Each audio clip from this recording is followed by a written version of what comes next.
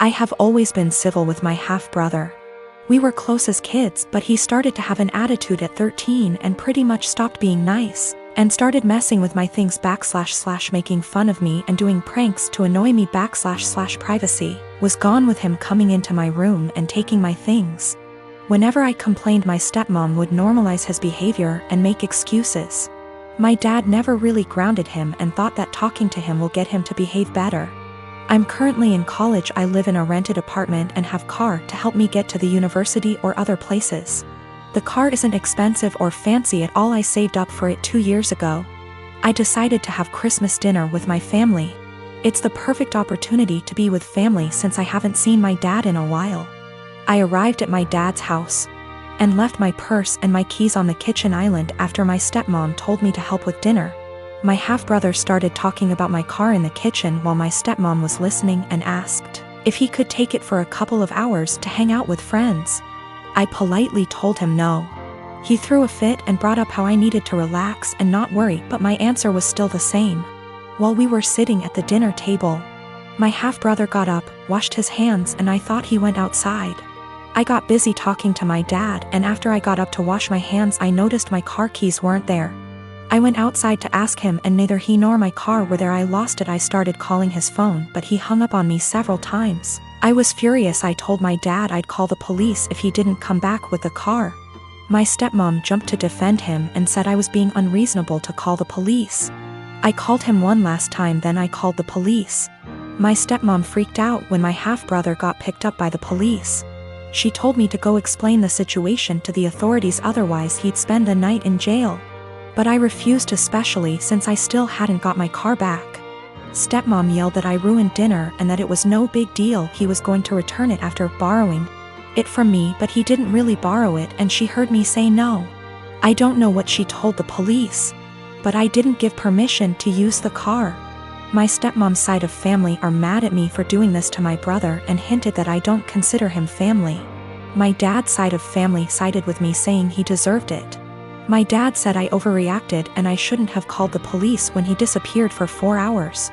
I talked to the police about what happened, and I learned later that my stepmom said that her son was allowed to borrow it, and that it was a misunderstanding. I wasn't going to let her continue to lie, but my dad told me to back off and let it go. This really upset me. My half-brother wasn't even berated the way I was by the family. My daughter received a bike from her uncle, my brother, on her 11th birthday. She was over the moon and excited to use it because it was on her wish list for so long.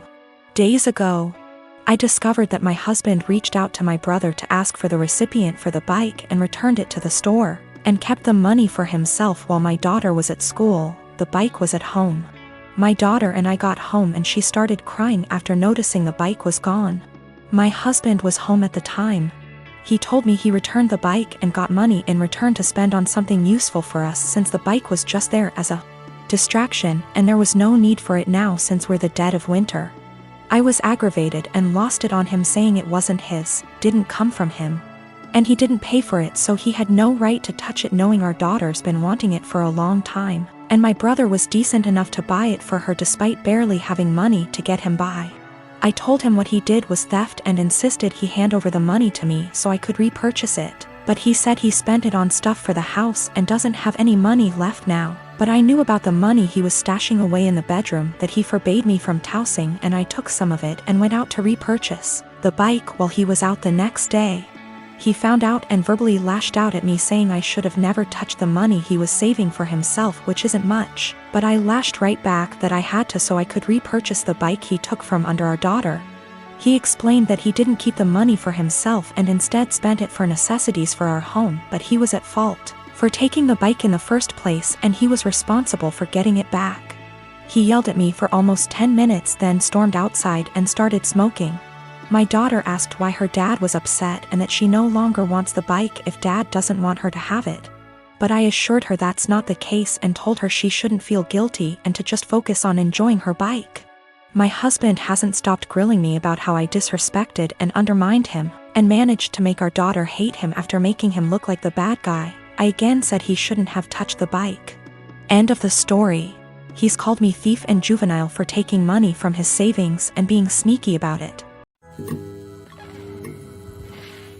I am a 26 years old female. Me and my fiancé, he's 28, been engaged for 4 months. We're planning on having our wedding on October 18th. My future mother-in-law kept annoying me and sending me suggestions for choosing the right wedding dress, and said that she knew better and tried to get me to approve of wedding dresses that she chose. And when she couldn't enforce her decision, she demanded that I take her with me to buy my wedding dress so she could have an opinion. Before I went shopping, I called her to ask if she wanted to come, but started making excuses about how busy she was with my sister-in-law. I went shopping with my mom and I was able to find a really nice dress, although it cost me a little over what I saved up for. But it was worth it. I made some changes to it and it was perfect. It arrived to my apartment at the end of the week. I made sure it was stored in a safe place so it doesn't get ruined. Yesterday, I got back from my mom's house and found that my fiancé wasn't home, neither was the dress. I called him immediately, knowing that he must have taken it to show it to his mom, since she continuously asked to see it and refused to have me send her pictures of it on Facebook. I was so mad when it was confirmed that my fiancé took it to show it to his mom. He said he was gonna be home in 30 minutes. After he went to the supermarket, I waited for longer than I had to, and then when he arrived I ran to get my dress. That was buried underneath grocery bags. I took it to check on it and its zipper was broken, and the dress itself, fabric, was stretched out. I was like, what the happened to it? My mother-in-law must have tried it on, because it looked ruined. The straps were almost loose. I had to call my mother-in-law when my fiancé told me his mom and sister took turns to try it on. I was absolutely livid. She told me she did nothing wrong and that I was making a big deal out of it. She said she'd get a replacement for the broken zipper. But I told her to pay for a new dress since it was stretched out and no longer fitting. She refused and said that I probably wasn't happy with my dress choice and wanted her to pay so I could get a new one. I yelled at her for trying it on and ruining it. That she and my fiancé were responsible for ruining my dress, so they should pay for a new one. It's done, no longer fitting. The straps are in a horrible condition. My mom said she'd pay for fixing it, but I just hate it now that someone else wore it before me. I'm mad at both of them and seriously considering postponing the wedding. Yesterday, I wanted to surprise him by cooking one of his favorite meals, and although I was busy, I took time off work to cook. I even went grocery shopping to get what I needed. Later, as I was setting the table, his mom called. I told him he didn't have to answer, but he did. Like usual, she asked what we were having but acted surprised that I cooked this meal. She then went on to tell him she cooked meal and told him to come over. He said okay, which shocked me. I said, seriously? As he started dressing up getting ready to leave. He told me no offense, but this meal that his mom cooked was even more of a favorite than the one I cooked, and grabbed his keys and left. I felt awful. I took his plate and threw it out, then ate my portion. As I was about to put the plate in the dishwasher, he got home looking angry, saying his mom lied about cooking that favorite meal and used it as an excuse to force him to eat dinner with her. I was shocked, but he sat down telling me to go ahead and reheat dinner. I told him no dinner after he abandoned it. I threw it out. He said what? And I told him he disrespected my time and effort and chose to go eat with his mom instead. He began yelling at me, asking if I really did that, then called me petty and horrible, then went upstairs saying what I did was 100 times worse than what his mom did. I definitely feel like I let my anger and frustration get the best of me, but it really felt unbearable having to live like this for so long. By the way, I'm 26 and he's 28. To make one thing clear, and that's the fact that my husband only does this when it comes to food. He lived with his mom, attended community college, and loved and still loves her food and is used to it. She gave me recipes to make and I try to do that, but he keeps switching homes just to eat what he feels like.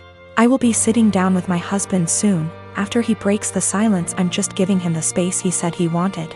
I will also be pushing for couples counseling, although he's always been against it, but we'll see how things go. I'm not gonna lie, I still feel upset and like my efforts aren't being appreciated. His mom is definitely onto something with her little upsetting stunts.